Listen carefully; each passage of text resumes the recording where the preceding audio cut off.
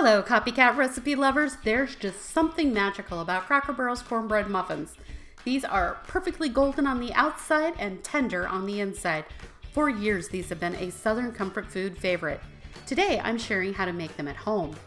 The secret is in the simplicity. It's just a few pantry staples transformed into something extraordinary. You don't need to buy a box of anything.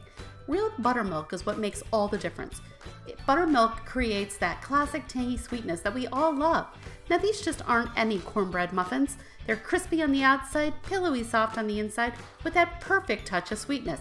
Serve them warm with your favorite chili, crumble them over beans, or simply add butter and honey for a delightful simple dessert. One bite and you are going to swear you're sitting at Cracker Barrel. Get the recipe in the descriptions and be sure to drop me a comment of what you'd like to see next. Thanks for watching.